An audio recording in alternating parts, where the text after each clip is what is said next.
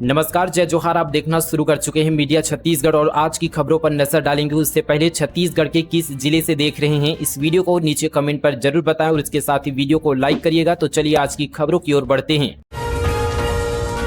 प्रदेश में बारिश का ऑरेंज और येलो अलर्ट। 24 से 48 घंटे के बीच भारी बारिश की संभावना। मौसम विभाग किसानों के लिए अच्छी खबर लेकर आया है। मौसम विभाग का पूर्वानुमान है कि आने वाले 24 से 48 घंटे के भीतर भारी बारिश की संभावना बढ़ रही है। कई जिलों में भारी बारिश होगी। धान की रोपनी के लिए परेशान हो रहे किसानों को इस बारिश से राहत मिलने की उम्मीद है। दरअसल छत्तीसगढ़ में दक्षिण पश्चिम मानसून की एंट्री दंतेवाड़ा के रास्ते 22 जून को हो चुकी है, जिसके बाद 23 जून को रायपुर मानसून पहुंचा। 25 जून को पूरे प्रदेश में मानसून पहुंच चुका था, लेकिन सक्रिय नहीं हो पाया। लेकिन अब मौसम विभाग ने भारी बारिश को लेकर 24 से 48 घंटे के लिए अलर्ट जारी किया गया है। मौसम विभाग द्वारा जारी किए गए यह अलर्ट ऑरेंज और येलो अलर्ट है, जिसमें प्रदेश की राजधानी रायपुर सहित गरियाबंद, दंतेवाड़ा, बीजापुर जैसे जिले शामिल हैं।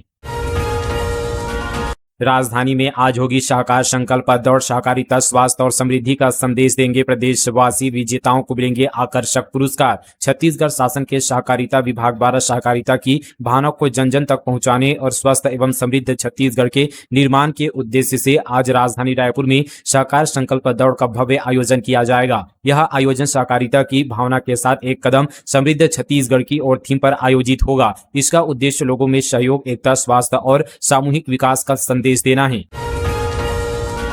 बारिश से बचने नक्की में टूटे घर में बैठा परिवार। बृजमोहन बोले, मकान तोड़ने वाले अधिकारियों को माफी नहीं। ग्रामीणों से मिले सिंहदेव। नकटी गांव के 80 घरों पर बुलडोजर चले 4 दिन हो गए हैं। बेघर हुए कई परिवार बारिश में अपने टूटे घर के अंदर बैठे नजर आए। प्रभावितों का अब भी प्रदर्शन जारी है। कार्रवाई के विरोध में अपने गांव में बारिश और कीचड़ के बीच धरने पर बैठे हुए हैं। बीते दिन पूर्व डिप्टी सीएम टीएस सिंहदेव ने गांव पहुंचकर उनसे मुलाकात की। वहीं बीजेपी सांसद बृजमोहन अग्रवाल ने तोड़फोड़ की कार्रवाई पर कहा, रात के अंधेरे में घर तोड़ने वाले अधिकारियों पर कार्रवाई होनी चाहिए। बृजमोहन ने कहा कि मैं आज भी नकटी गांव के ग्रामीणों के साथ खड़ा हूं। दोस्तों, यहां पर बीजेपी सांसद बृजमोहन अग्रवाल के दिखाने के दांत और खाने के दांत यहां पर साफ नजर आ रहा है। रेल सफर होगा और सुरक्षित। 226 करोड़ से बदलेगी सिग्नलिंग की तस्वीर। रायपुर मंडल के 13 स्टेशन होंगे हाईटेक। अब ट्रेन सिर्फ पटरियों पर नहीं बल्कि स्मार्ट तकनीकी के भरोसे दौड़ेगी। दक्षिण पूर्व मध्य रेलवे के रायपुर मंडल में 226 करोड़ रुपए की लागत से 13 स्टेशनों पर अत्याधुनिक इलेक्ट्रॉनिक इंटरलॉकिंग सिस्टम लगाया जाएगा। यह बदलाव न सिर्फ रेल संचालन को आधुनिक बनाएगा बल्कि हादसों की आशंका कम करने, ट्रेनों की समयबद्धता बढ़ाने और यात्रियों की सुरक्षा को नई मजबूती देने वाला साबित होगा।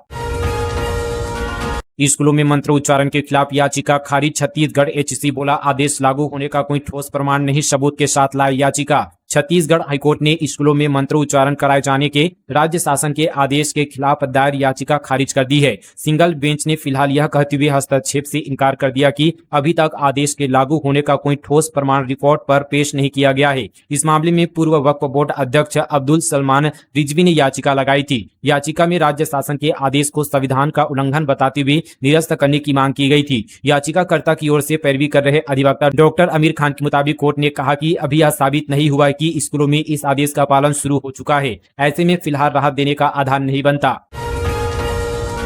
हत्या मामले की जांच में नार्को और पॉलीग्राफ टेस्ट के लिए मजबूर नहीं कर सकती पुलिस। हाईकोर्ट का बड़ा फैसला। हाईकोर्ट ने जांच एजेंसी को हत्या व साक्ष्य छिपाने के संदेहियों की narco analysis, polygraph examination, brain electrical activation profile test या किसी दूसरी ऐसी ही साइंटिफिक जांच तकनीकी से गुजरने के लिए मजबूर नहीं करने का निर्देश दिया है। इसके साथ ही कोर्ट ने याचिका को निराकृत कर दिया है। चीफ जस्टिस रमेश सिन्हा और जस्टिस रविंद्र कुमार अग्रवाल की डीबी ने यह निर्णय पारित किया है। दरअसल रायगढ़ की चक्रधर नगर पुलिस ने एक हत्या व साक्ष्य नष्ट करने के अपराध में अज्ञात आरोपियों के विरुद्ध भारतीय न्याय संहिता की धारा 103A व 238A के तहत अपराध पंजीबद्ध कर जांच शुरू कर दिया है। पुलिस ने संदेह पर लक्ष्मी नारायण पटेल कृषक निवासी ग्राम बेहरापाली व अर्धना भगत गृहिणी निवास ग्राम महला पानी को पूछताछ के लिए बुलाया गया व जांच जारी है। पुलिस ने संदेह पर लक्ष्मी नारायण पटेल कृषक निवासी ग्राम बेहरापानी व अर्धना भगत गृहिणी निवासी ग्राम महापल्ली को पूछताछ के लिए बुलाया व जाँच की जा रही है। छत्तीसगढ़ में बीबीजी रामजी योजना शुरू। कवर्धा जिले के गंडई खुर्द में आयोजित हुआ राज्य स्तरीय समारोह। कवर्धा जिले के बोड़ला विकासखंड अंतर्गत ग्राम पंचायत गंडई खुर्द से विकसित भारत गारंटी फॉर रोजगार एवं आजीविका मिशन ग्रामीण बीबीजी रामजी योजना का राज्य स्तरीय शुभारंभ किया गया। कार्यक्रम में उप मुख्यमंत्री विजय शर्मा मुख्य अतिथि के रूप में शामिल हुए। वहीं केंद्रीय ग्रामीण विकास मंत्री शिवराज सिंह चौहान आंध्र प्रदेश के तिरुपति से वर्चुअल माध्यम से समारोह से जुड़े। दुर्ग में जल संसाधन विभाग का बाबू रिश्वत लेते गिरफ्तार। जीपीएफ से 5 लाख निकालने के बदले 10,000 की डिमांड, एसीबी ने किया ट्रैप। दुर्ग में एंटी करप्शन ब्यूरो ने जल संसाधन विद्युत यंत्र की विभाग के सहायक ग्रेड 2 शिव कुमार ठाकुर को 10,000 रुपए की रिश्वत लेते रंगे हाथों गिरफ्तार किया है। जानकारी के अनुसार विभाग में पदस्थ कर्मचारी नंद कुमार ने अपने बेटी की शादी के लिए अपने सामान्य भविष्य निधि जीपीएफ खाते से 5 लाख रुपए निकालने के लिए आवेदन दिया था। इसके एवज में सहायक ग्रेड 2 शिव कुमार ठाकुर ने 10,000 रुपए की रिश्वत की मांग की थी। रिश्वत की मांग से परेशान कर्मचारी ने इसकी शिकायत एंटी करप्शन ब्यूरो से की थी।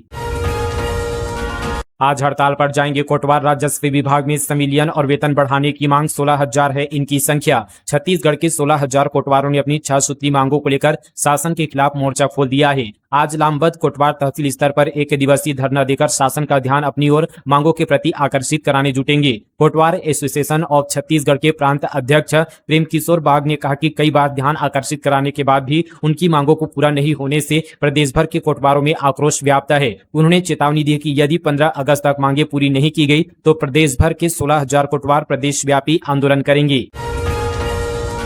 तालाब सौंदर्यीकरण से 200 परिवारों पर बेघर होने का खतरा। धमतरी में ग्रामीण जिला पंचायत सदस्य के घर के सामने प्रदर्शन, घर बचाने की लगाई गुहार। धमतरी जिले की मुजगहन गांव में तालाब सौंदर्यीकरण परियोजना को लेकर ग्रामीणों का विरोध तेज हो गया है। अपने मकानों के टूटने की आशंका से चिंतित करीब 200 परिवार हाल ही में जिला पंचायत सदस्य धनेश्वरी साहू के घर के सामने धरने पर बैठ गए। ग्रामीणों का कहना है कि वे विकास कार्यों के विरोध में नहीं है, लेकिन इसके नाम पर उन्हें बेघर नहीं किया जाना चाहिए। ग्रामीणों ने बताया कि वर्षों से तालाब किनारे रह रहे, यदि सौंदर्यीकरण के नाम पर उनके मकानों को हटाया गया तो उनके पास रहने के लिए कोई दूसरा ठिकाना नहीं बचेगा। उनका कहना है कि तालाब का विकास इस तरह किया जाए जिससे किसी भी परिवार का आशियाना प्रभावित न हो।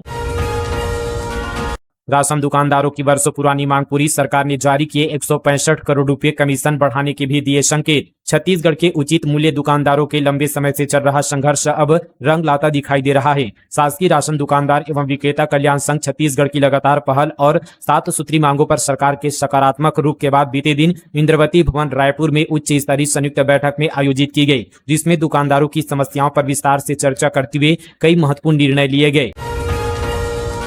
कर्नाटक में एमपी के 5 मजदूरों समेत 7 की मौत। ग्रेनाइट खदान में चट्टान गिरी, सिर फूटा, हाथ पैर टूटे, टुकड़ों में बट गया ट्रैक्टर। कर्नाटक के बेंगलुरु के मदापटना स्थित ग्रेनाइट खदान में बीते दिन 40 फीट की ऊंचाई से चट्टान गिरने से मध्य प्रदेश के 5 मजदूरों समेत 7 की मौत हो गई है, जबकि 5 मजदूर गंभीर रूप से घायल हो गए हैं। मृतकों में एक मजदूर छत्तीसगढ़ और एक कर्नाटक के यादगिर जिले का निवासी है। सरकारी कर्मचारियों को बड़ी राहत। सीएम सानी शुरू की नई सुविधा इकोस के जरिए ऑनलाइन डिजिटल ऋण व्यवस्था लागू। छत्तीसगढ़ के मुख्यमंत्री विष्णुदेव साय के निर्देशानुसार वित्त मंत्री श्री ओपी चौधरी की पहल पर छत्तीसगढ़ शासन ने राज्य के शासकीय कर्मचारियों के लिए अल्पावधि ऋण की सुविधा प्रारंभ की है। इस व्यवस्था का उद्देश्य कर्मचारियों को आकस्मिक वित्तीय आवश्यकताओं के समय त्वरित, सरल एवं पारदर्शी ऋण उपलब्ध कराना है, ताकि उन्हें असुविधाजनक अथवा औपचारिक वित्तीय स्रोतों पर निर्भर न रहना पड़े। यह सुविधा राज्य शासन की इकोस प्रणाली से एकीकृत डिजिटल प्लेटफॉर्म के माध्यम से संचालित होगी। पूरी प्रक्रिया ऑनलाइन होगी, जिससे कर्मचारियों को अनावश्यक कागजी कार्यवाही और कार्यालयों के चक्कर लगाने से राहत मिलेगी। जांजगीर चांपा जिले के बमडीडीह नगर पंचायत में अध्यक्ष और 15 पार्षदों का शपथ ग्रहण समारोह। मुख्यमंत्री साय ने किए कई बड़े ऐलान। जिले के बमडीडीह नगर पंचायत में नवनिर्वाचित अध्यक्ष और पार्षदों का शपथ ग्रहण समारोह रखा गया। इसमें रमेश डरसेना और 15 पार्षदों ने शपथ ली। निर्वाचन अधिकारी एवं एसडीएम पवन कोस्मा ने सभी जनप्रतिनिधियों को पद और गोपनीयता की शपथ दिलाई। इस मौके पर मुख्यमंत्री विष्णुदेव साय मुख्य अतिथि के रूप में मौजूद रहे। उन्होंने नगर पंचायत के लिए कई बड़े ऐलान भी किए। शपथ ग्रहण समारोह में मुख्यमंत्री विष्णुदेव साय ने बमडीडीह के विकास के लिए कई महत्वपूर्ण घोषणाएं की। उन्होंने हसदेव नदी पर पुल निर्माण, बमडीडीह के सामुदायिक भवन बनाने और विद्युत विभाग का सब डिविजनल खोलने का ऐलान किया है। इसके साथ ही उन्होंने नगर पंचायत के सभी 15 वार्डों में विकास कार्य कराने का भी भरोसा दिया। बिलासपुर में बदहाल बिजली व्यवस्था पर हाईकोर्ट की सख्ती। आधे घंटे के आंधी बारिश से रात भर बिजली बंद। शहरवासियों की परेशानी पर कोर्ट ने मांगा जवाब। बिलासपुर में बिजली विभाग की बदहाल व्यवस्था पर अब हाईकोर्ट ने सख्ती दिखाई है। चीफ जस्टिस रमेश सिन्हा की डिवीजन बेंच ने आधे घंटे की आंधी और बारिश से रात भर बिजली गुल होने जैसी शहरवासियों की परेशानियों पर विभाग के अफसरों से जवाब मांगा है। इस केस की सुनवाई 7 जुलाई को होगी। दरअसल सोमवार शाम को आई आंधी बारिश के बाद शहर के अधिकांश इलाकों में रात करीब 3 बजे तक पूरी तरह ब्लैकआउट की स्थिति बनी रही। एल नीनो के प्रभाव से लड़ लेगा गंगरेल। अभी भी 43.21% पानी मौजूद। संभाग में खेती को संभालने के लिए पर्याप्त।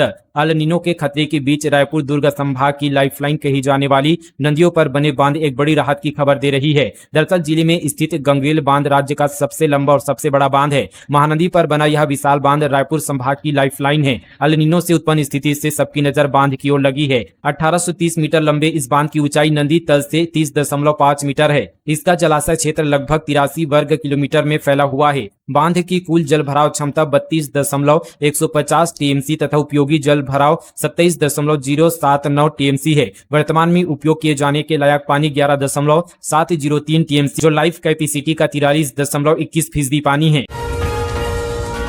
बीएसपी में 40 साल से लोहा चोरी का दावा, एमएलए रिकेश सिंह बोले चुनाव में बीजेपी को हराने के लिए हुआ पैसे का इस्तेमाल, सीबीआई जांच की मांग। भिलाई स्टील प्लांट में लोहा चोरी के मामले को लेकर वैशाली नगर विधायक रिकेश सिंह ने बड़ा आरोप लगाया है। उन्होंने दावा किया कि बीएसपी से पिछले 40 सालों से लगातार लोहा चोरी हो रही थी और इसी चोरी से मिले पैसों का इस्तेमाल भाजपा के नेताओं को चुनाव में हराने के लिए किया जा रहा था। उन्होंने इस पूरे मामले की शिकायत प्रधानमंत्री कार्यालय को भेजी है। साथ ही मुख्यमंत्री भाजपा के राष्ट्रीय अध्यक्ष को भी पत्र लिखकर मामले की जांच की मांग की है।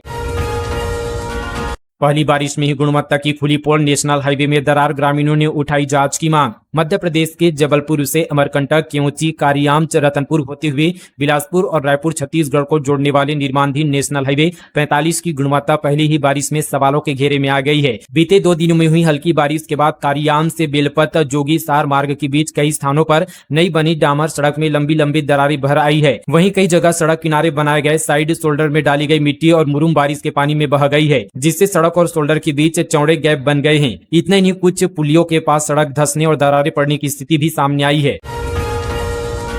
बिजली विभाग के संविदा कर्मचारी अनिश्चितकालीन हड़ताल पर बोले, जान जोखिम में डालकर काम करते हैं फिर भी स्थायी नौकरी नहीं, आज जल समाधि आंदोलन। छत्तीसगढ़ बिजली विभाग में काम करने वाले 2471 से ज्यादा संविदा कर्मचारी अपनी एक सूत्री मांगों को लेकर नवा रायपुर के तूता धरना स्थल पर अनिश्चितकालीन हड़ताल पर बैठे हैं। कर्मचारियों का कहने की सालों से नियमित कर्मचारियों की तरह जोखिम भरा काम कराया जा रहा है, लेकिन आज तक उन्हें नियमित नहीं किया गया है। वे रिक्त पदों पर समायोजन की मांग कर रहे हैं। कर्मचारियों ने चेतावनी दी कि मांग पूरी नहीं होने पर आंदोलन को और तेज किया जाएगा। इसी कड़ी में आज वे जल समाधि आंदोलन कर सरकार तक अपनी बात पहुंचाने की कोशिश करेंगे। प्रोफेसर ने शारीरिक संबंध बनाने को कहा, लड़की ने जड़े थप्पड़, कहा मैं शादी करने वाली हूं, तुमको नोचकर रख दूंगी, मंगेतर के सामने पीटा। रायगढ़ जिले में पड़ोसी युवती ने प्रोफेसर का कॉलर पकड़कर उसे 2 थप्पड़ जड़ दिया। युवती का आरोप है कि शासकीय महाविद्यालय के प्रोफेसर रेमन भार्गव ने उस पर शारीरिक संबंध बनाने के लिए दबाव बनाया। मना करने पर उसने अश्लील मैसेज भेजे और कॉल करके परेशान करने लगा। मामला यहाँ पर लैलूंगा थाना क्षेत्र का है। युवती अपने मंगेतर के साथ प्रोफेसर के कॉलोनी पहुंची थी, जहां उसने हंगामा किया और थप्पड़ जड़ दिए। इसका यहाँ पर वीडियो अब सोशल मीडिया पर वायरल हो रहा है। युवती ने थाने में लिखित भी शिकायत दी थी। बाद में दोनों पक्षों के बीच समझौता हो गया। कचरा सेठों का सीपीईपी पोर्टल में पंजीयन अनिवार्य, अब नियम तोड़ने वालों पर होगी कड़ी कार्रवाई, विभागीय निर्देश जारी। छत्तीसगढ़ में बड़े पैमाने पर कचरा पैदा करने वाले कचरा सेठ संस्थानों के लिए अब केंद्रीय प्रदूषण नियंत्रण बोर्ड के पोर्टल पर पंजीयन कराना अनिवार्य हो गया है। नगरीय प्रशासन एवं विकास विभाग ने सभी नगर निगमों, नगर पालिकाओं और नगर पंचायतों को निर्देश जारी करते हुए कहा कि 1 जुलाई से राज्य के सभी बल्क वेस्ट जनरेटर का पोर्टल पर पंजीयन सुनिश्चित किया जाए। छत्तीसगढ़ वक्फ बोर्ड के पास 5000 करोड़ की प्रॉपर्टी, प्रदेश की सभी 2006 वक्फ संपत्तियों को केंद्र सरकार ने सही माना, अभियान चलाकर हटाए जाएंगे अवैध कब्जे। केंद्र सरकार के नए अधिनियम के तहत छत्तीसगढ़ की सभी 2006 वक्फ संपत्तियों को ऑनलाइन रिकॉर्ड में दर्ज कर लिया गया है। केंद्र द्वारा 1 जुलाई को सेंट्रल सिस्टम से जारी की गई सूची में छत्तीसगढ़ वक्फ बोर्ड के सभी दस्तावेजों को पूरी तरह से वैध और प्रमाणित माना गया है। बोर्ड के अधिकारियों के मुताबिक इन कीमती संपत्तियों पर कई यहाँ पर रसूखदारों ने अवैध कब्जे कर रखे हैं। इस सूची के आने के बाद अब छत्तीसगढ़ वक्फ बोर्ड अपनी प्राइम लोकेशन वाली संपत्तियों से अवैध कब्जे हटाने के लिए एक बड़ा अभियान शुरू करने जा रहा है। कब्जे 2 महीने में हटाए जाएंगे। छत्तीसगढ़ वक्फ बोर्ड के पास कुल 5000 करोड़ रुपए से ज्यादा की वक्फ संपत्ति है। इनमें से करीब 3500 करोड़ रुपए की संपत्ति शहरी क्षेत्रों में और 1500 करोड़ रुपए की संपत्ति ग्रामीण इलाकों में है। एक कमरे में 5 कक्षाएं, जर्जर स्कूलों में पढ़ रहे बच्चे। गौरेला पेंडा मारवाही के सरकारी स्कूलों की बदहाली, जर्जर भवन और गिरते छज्जे बच्चों के लिए खतरा। गौरेला पेंडा मारवाही जिले में नया शिक्षण सत्र शुरू हो चुका है और बच्चे नई उम्मीदों के साथ स्कूल पहुंच रहे हैं, लेकिन जिले के कई ग्रामीण और वनांचल क्षेत्रों के सरकारी स्कूलों की बदहाल स्थिति शिक्षा व्यवस्था पर गंभीर सवाल खड़े कर रहे हैं। कहीं 1ली से 5वीं तक की 5 कक्षाएं एक ही कमरे में संचालित हो रही है, तो कहीं जर्जर भवन और टूटते छज्जों बच्चों की सुरक्षा के लिए खतरा बने हुए हैं। 300 से ज्यादा होटलों में ठगी करने वाला जॉन गिरफ्तार, रायपुर में वारदात कर उड़ीसा भागा। देश भर के 5 सितारा होटलों को निशाना बनाकर ठगी और चोरी करने वाले अंतर्राज्यीय ठग बिंगसन जॉन को रायपुर पुलिस ने उड़ीसा के भुवनेश्वर से गिरफ्तार किया है। 69 वर्षीय आरोपी पर 10 से अधिक राज्यों के करीब 300 होटलों में वारदात करने का आरोप है। पुलिस के अनुसार उसने शुरुआती दिनों में होटल में वेटर का काम किया था, लेकिन मेहताना नहीं मिलने के बाद उसने अपराध का रास्ता चुन लिया। इसके बाद उसने फर्जी पहचान के सहारे महंगे होटलों को अपना निशाना बनाना शुरू कर दिया। रायपुर एयरपोर्ट की जमीन पर दावा, किसान सुप्रीम कोर्ट पहुंचा, बोला 1942 में अंग्रेजों ने जमीन युद्ध के लिए ली थी, 3500 करोड़ मुआवजा दे। रायपुर के 53 वर्षीय किसान अश्वनी बांधे का दावा है कि जिस जमीन पर आज स्वामी विवेकानंद इंटरनेशनल एयरपोर्ट की टर्मिनल बिल्डिंग और गार्डन बने हैं वह उनकी है। बांधे के मुताबिक यह जमीन द्वितीय विश्व युद्ध के दौरान ब्रिटिश सरकार ने अस्थायी तौर पर ली थी। उनका कहना है कि युद्ध खत्म होने के बाद यह जमीन लौटाई जानी थी। इसी दावे के आधार पर वे 35 साल से कानूनी लड़ाई लड़ रहे हैं। साल 2026 में छत्तीसगढ़ हाईकोर्ट ने दोबारा जांच करने के आदेश दिए। वहीं किसान का कहना है कि सक्षम अधिकारी पहले ही जांच कर चुके हैं। इस आधार पर जून 2026 में उन्होंने सुप्रीम कोर्ट में याचिका लगाई और करीब 3500 करोड़ की मुआवजे की मांग की है। सुप्रीम कोर्ट ने अभी इस दावे को सही या गलत नहीं माना है। मामला विचाराधीन है। फिलहाल दोस्तों, ये थी छत्तीसगढ़ की तमाम बड़ी खबरें मीडिया छत्तीसगढ़ पर। आप सभी का और कोई भी अगर सवाल है तो नीचे कमेंट पर आप पूछ सकते हैं। आप सभी को जवाब जरूर मिलेगा। मिलते हैं और खबरों के साथ, तब तक के लिए जय हिंद, जय छत्तीसगढ़, जय जोहार।